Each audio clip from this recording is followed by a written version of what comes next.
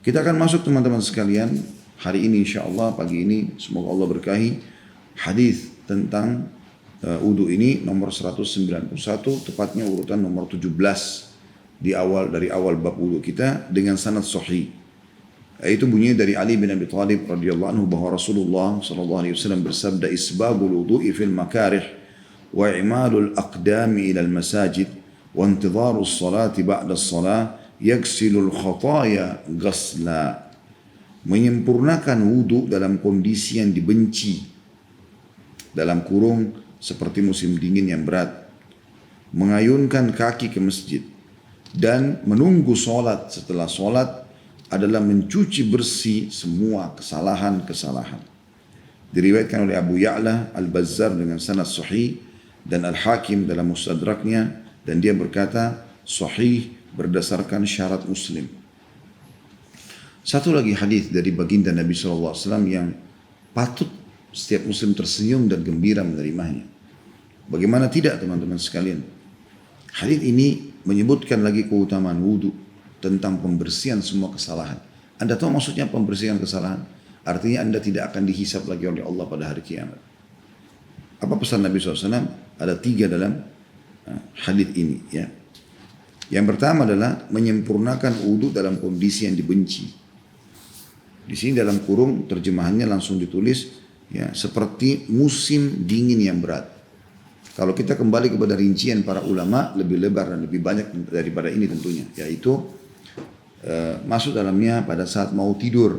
Karena ada hadis Nabi SAW yang memerintahkan kita wudu sebelum tidur. Orang umumnya malas, gitu kan. Dibenci waktu itu. Begitu juga dengan hadis ya. Atau wudu, begitu batal wudu lagi, begitu batal wudu lagi, selalu. Ini juga dibenci oleh orang. Atau mungkin dalam kondisi sudah rapi, gitu kan.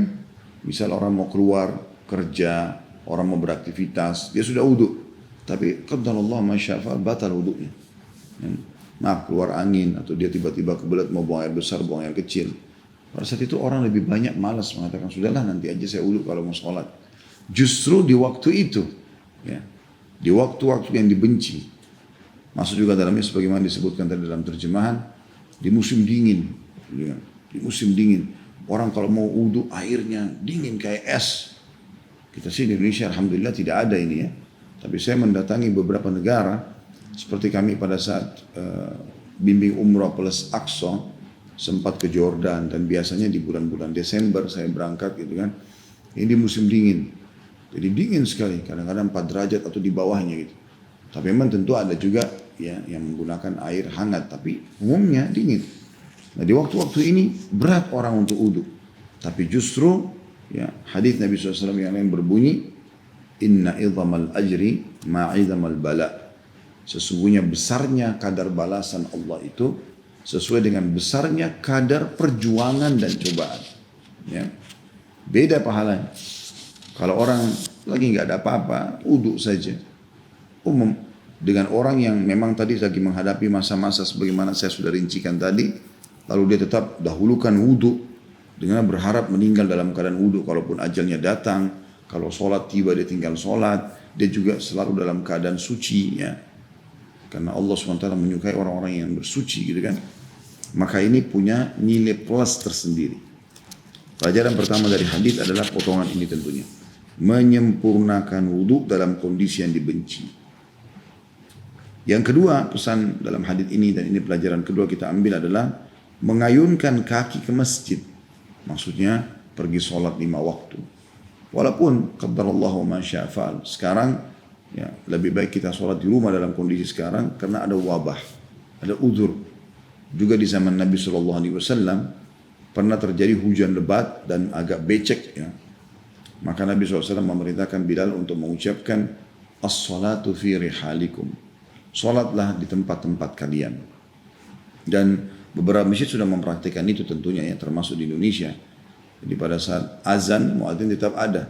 Tapi mereka, misalnya kalau subuh, mereka mengganti as-salatu khairu minan naum dengan as-salatu fi rihalikum. Salat lebih baik daripada tidur diganti dengan salat ya di tempat-tempat atau di rumah-rumah kalian. Seperti itulah. Itu termasuk bagian daripada sunnah Nabi alaihi salatu wassalam. Tapi dalam kondisi tenang, aman, dan kita bisa rasakan subhanallah, sekian tahun saya pun merasakan itu.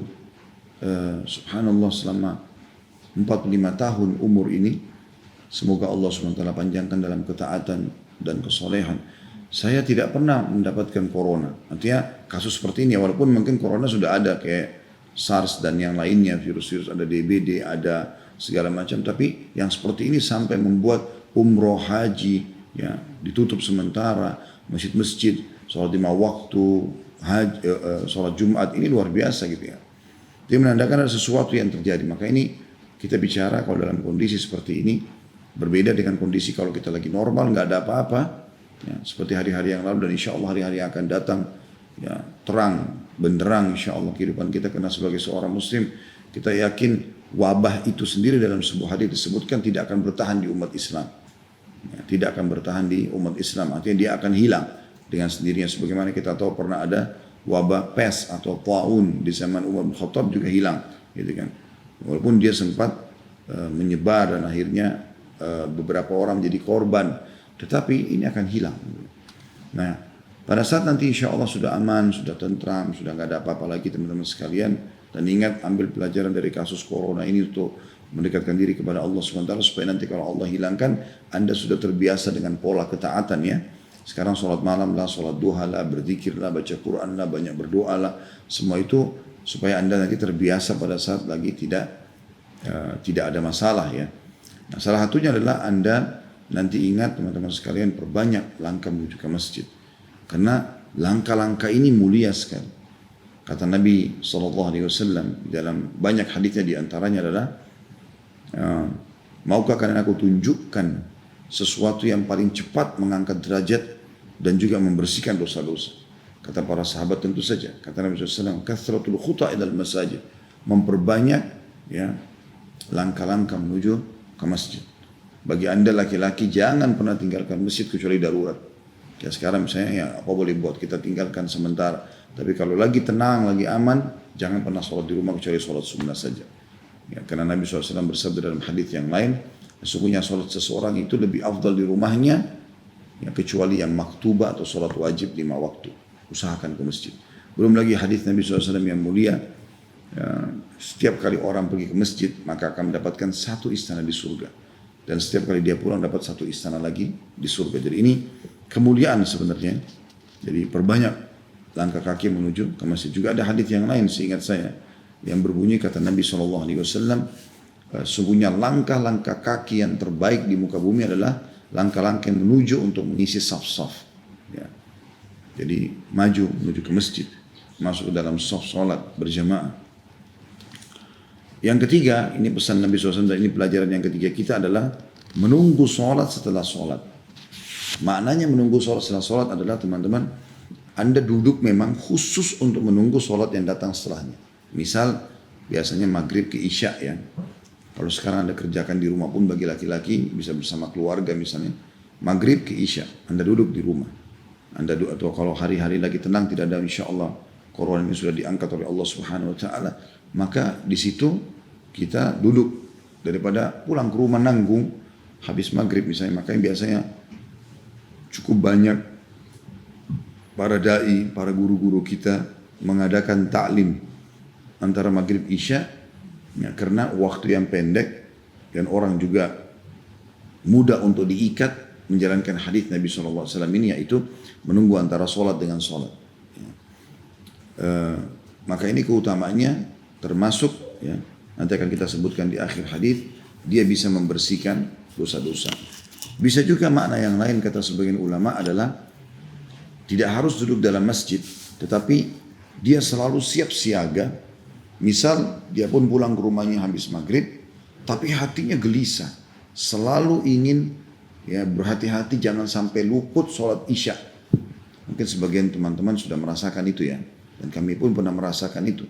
Padahal kita sudah rutin menjaga sholat di masjid, maka rasanya sekarang maghrib nih, oh jam 6 misalnya, jam 7:05 misalnya isya, ini misal saja. Maka kita sudah merasa jam berapa nih? 7:50. Kita merasa hati-hati sekali karena sudah niat untuk itu. Nah ini masuk di dalamnya insya Allah.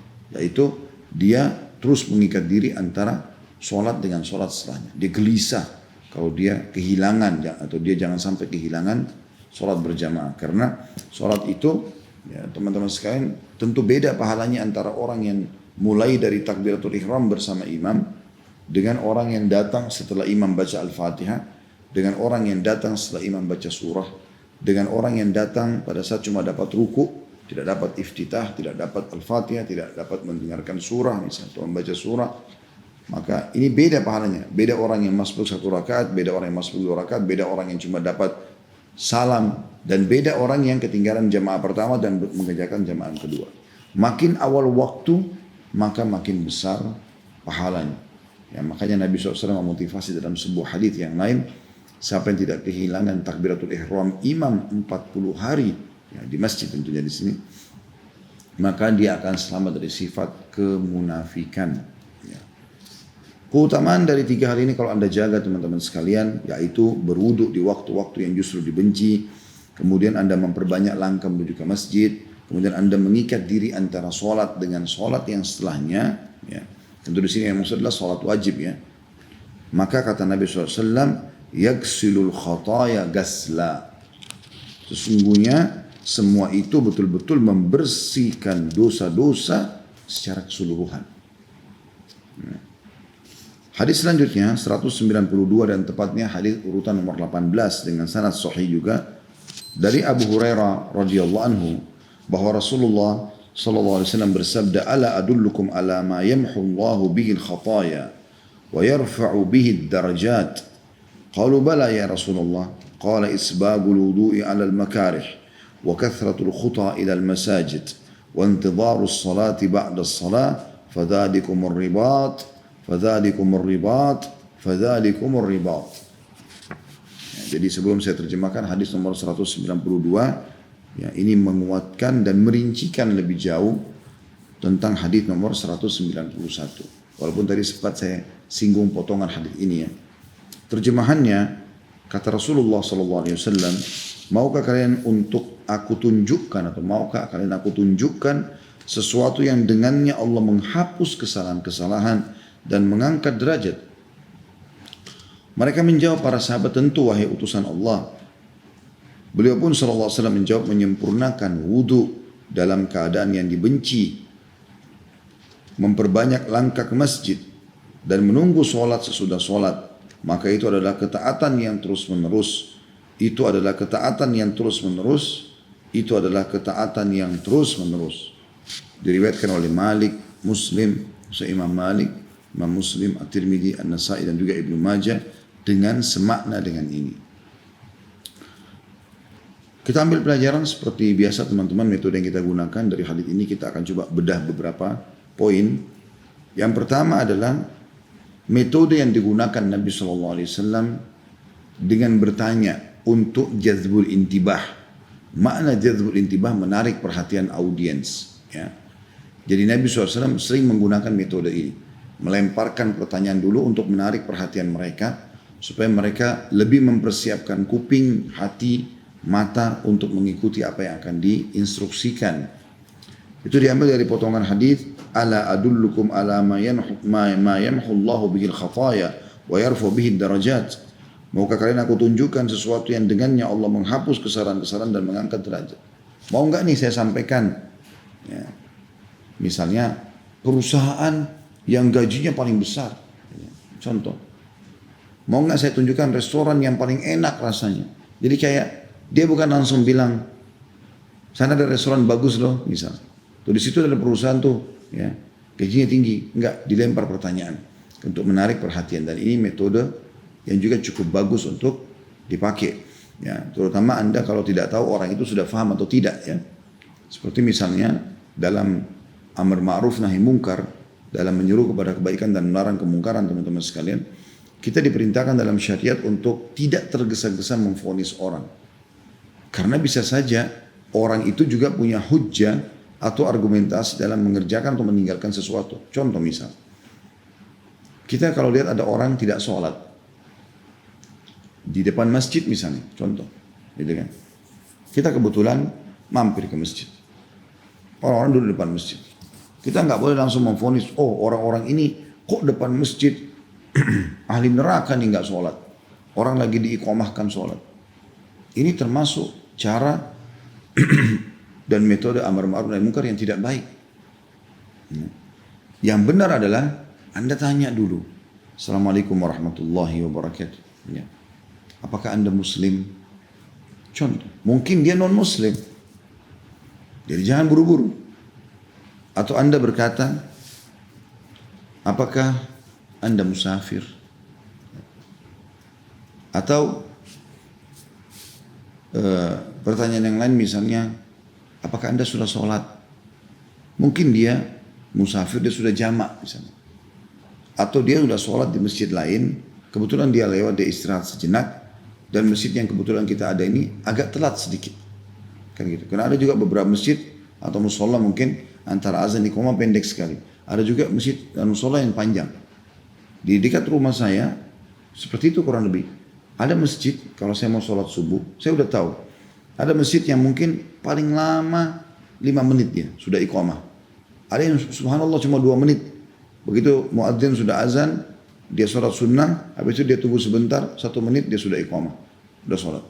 Ada masjid yang Masya Allah, dia letakkan 15 menit antara azan dan iqamah. Jadi seringkali, kalau kita sudah sholat di masjid yang satu, atau orang sudah bubar di masjid yang pertama yang cepat tadi, yang cuma 2 menit sampai 5 menit iqamahnya, itu sudah selesai sholat subuh, di sana baru iqamah.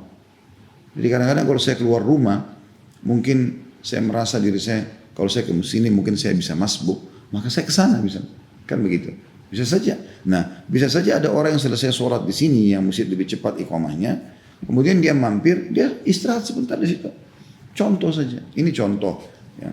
Artinya, jangan buru-buru memvonis orang negatif. Melemparkan pertanyaan bagus. Karena bisa saja mungkin dia punya hujjah. Ya. Dia punya hujjah dalam alasan dia kenapa dia mengerjakan atau kenapa dia meninggalkan. Gitu kan? Kecuali memang setelah kita tanya dan ternyata dia memberikan gambaran, oh iya, saya Muslim misalnya. Anda tanya lagi, apakah Anda sudah sholat? Belum. Kita bilang misalnya, Pak, udah iqamah sholat. Sholat bagian perintah dalam agama. Kita sholat yuk. Bisa. Jadi bukan langsung ajakan saja, tapi pertanyaan Anda. Ini metode yang sangat bagus. Anda juga dalam rumah tangga begitu. Tanyakan kepada pasangan kita. Sudah tahu belum ini? Ya, jadi pertanyaan ini sebenarnya meyakinkan dan memastikan untuk kita sebenarnya bahwasanya orang yang sedang kita ingin dakwah atau kita sampaikan sesuatu memang belum sampai padanya informasi. Kalau sudah tahu untuk apa, gitu kan? Kalau sudah tahu, atau mungkin dia nanti menjelaskan tentang alasannya, gitu, kenapa dia mengerjakan atau kenapa dia meninggalkan. Seperti itulah ya. Itu contoh-contoh saja. Nah ini metode yang digunakan oleh Nabi alaihi salatu wassalam. Kemudian pelajaran yang kedua adalah qalu bala ya Rasulullah, maka para sahabat menjawab, tentu wahai utusan Allah. Dan ini respon dari audiens penting. Ya. Jadi kalau ada orang yang ngisi pengajian, misalnya para ustadz dan guru-guru kita, alangkah baiknya dia sesekali melemparkan pertanyaan. Ini sudah difahami, ya. Ada yang belum jelas, misal. Nah, ada berita gembira yang disampaikan Nabi SAW, mau dengar nggak? Misal contoh. Ya. Sudah tahukah Anda ternyata ada seperti informasi tentang begini dan begitu? Atau mungkin yang lebih mengkritik lagi. Maukah Anda menjadi orang kaya? Misal contoh. Maukah Anda menjadi orang sukses? Maukah dosa-dosa Anda diampuni? Misal contoh. Nah ini semua retorika yang sangat bagus. Dan butuh respon dari audiens. Dalam arti kata kita kalau menjadi peserta yang hadir, maka jawablah. Iya tentu. Tunjukkan juga semangat kita untuk mau menerima ilmu itu. Nah ini bagian daripada jawaban para sahabat. Kata-kata bala ya Rasulullah dalam bahasa Arab artinya benar, kami benar-benar mau. Seperti itulah kurang lebih kalau kita bahasa terjemahnya langsung ke dalam bahasa Indonesia ya. Kemudian pelajaran yang ketiga dari hadis atau potongan yang ketiga adalah kita ambil qala, maka Nabi SAW bersabda isbagul wudu'i alal makarih, menyempurnakan wudhu dalam keadaan yang dibenci. Yang sudah kita rincikan tadi ya.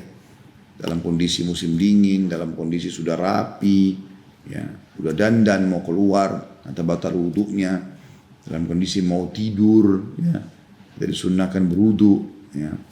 dalam kondisi batal, terus mau wudhu lagi, ya, dan sekian banyak contoh yang sudah kita sampaikan tadi. Makanya saya bilang hadis ini menguatkan hadis sebelumnya ya. Begitu juga dengan pesan yang selanjutnya ya, atau pelajaran yang keempat dari hadis adalah wa kathratul khuta ilal masajid, dan banyaknya langkah-langkah kaki menuju ke masjid. Hanya ingin saya tambahkan di poin ini adalah Abu Hurairah radhiyallahu anhu punya metode sendiri dalam menerapkan hadis ini. Jadi beliau ini ijtihad ya, tapi ini satu hal yang positif. Karena tidak ada satupun sahabat yang memungkiri masalah itu. Artinya perbuatan itu dibolehkan. Beliau selalu keluar beberapa saat sebelum azan di masjid. Dan beliau sudah punya pertimbangan kalau jalan pas di masjid pas azan gitu. Artinya keluar lebih cepat ya. Nah, apa yang dia lakukan radhiyallahu anhu? Beliau keliling ke rumah-rumah teman-temannya. Lalu kemudian mulai mengajak mereka sama-sama ke masjid. Sehingga langkah kakinya yang tadinya misalnya dari sini ke masjid 50 langkah, karena dia mutar mengajak teman-temannya, jadi ini sudah banyak sekali amal soleh. Pertama yang kita masukkan dalam hadis ini adalah langkah kakinya jadi banyak. Dia mutar dulu, tadinya cuma 50 langkah bisa jadi 150 langkah, gitu kan. Jadi lebih banyak mengangkat derajat dan membersihkan dosa-dosa, gitu kan. Juga dia menggunakan cara lain, yaitu dia ingin mendapatkan hal yang lain, yaitu dengan mengajak orang-orang ini. Karena kata Nabi SAW, siapa yang menunjukkan pada kebaikan, dia akan dapat pahala orang yang mengikutinya tanpa dikurangi sedikit pun dari pahala orang yang mengikutinya. Jadi misal Abu Hurairah mengajak, ayo sholat yuk, misalnya 10 orang ikut. Beliau langsung masuk ke masjid sholat. Misal dia dapat pahala, ini misal saja. Beliau sholat dapat 10 pahala. Karena tidak ada angka 10-nya, saya cuma kasih contoh. Kemudian 10 orang teman-temannya juga sholat di sebelah dia. Maka masing-masing dapat 10 pahala misalnya. Nah di sini Allah memberikan orang yang menunjukkan pada kebaikan, misalnya Abu Hurairah di sini, selain 10 pahala yang dia dapatkan, dia juga dapat 100 pahala yang lain, yaitu masing-masing nilai 10 dari 10 temannya tadi. Tanpa diambil dari teman-teman dia, tanpa dikurangi, tidak dibagi dua.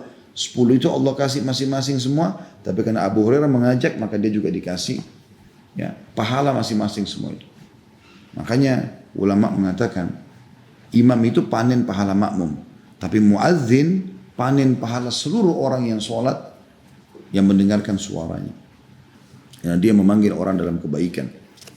Maka mengajak orang menuju ke masjid, sehingga langkahnya lebih banyak, itu sangat bagus. Ya. Jadi usahakan ke masjid sebelum azan. Semoga Allah SWT mudahkan kita mengamalkan pada saat insya Allah corona sudah tidak ada ini ya. Kemudian selanjutnya adalah potongan yang ketiga, di sini potongan yang ke 5 ya. Wa intidharus salati ba'da shalah, dan menunggu antara salat dengan salat. Sudah kita jelaskan tadi ya. Jadi dari duhur ke asar, dari maghrib ke isya, asar ke maghrib, tergantung. Ya, apakah itu ada majelis ilmu, apakah dia memang lagi tidak ada kegiatan, dia ingin mengikat diri di masjid seperti itu, atau dia pulang ke rumah, cuma dia selalu gelisah dan berhati-hati jangan sampai kehilangan salat yang setelahnya. Lalu pesan atau potongan yang ke-6 dari hadis, dan ini pesan Nabi SAW, kalau tadi membersihkan dosa, kalau ini fadzalikumur ribat, fadzalikumur ribat, fadzalikumur ribat. Ya, itulah ibadah yang terus-menerus mendapatkan pahala. Nabi ulangi sampai 3 kali. Bisa juga bermakna ribat kalau dihubungkan dengan hadis yang lain. Kata Nabi SAW, ribatu yauman fi sabilillah khairu minad dunya wa ma fiha. Hadis sahih riwayat Imam Muslim, artinya mengikat diri di perbatasan antara muslim sama kafir. Diistilahkan dengan ribat ya. Jadi pasukan muslim dan pasukan kafir akan berhadapan. Maka Anda berjaga-jaga di situ. Bisa juga bermakna seperti teman-teman kita di Palestina sekarang, mereka lagi dijajah. Maka mereka bisa niat ribat walaupun mereka di rumahnya. Artinya berjaga-jaga. Kapan dibutuhkan mereka akan melawan gitu kan, penjajah-penjajah ini. Seperti itu namanya ribat. Nah kata Nabi SAW, ribat 1 hari di jalan Allah lebih baik daripada dunia dan seluruh isinya. Lebih baik daripada dunia dan seluruh isinya.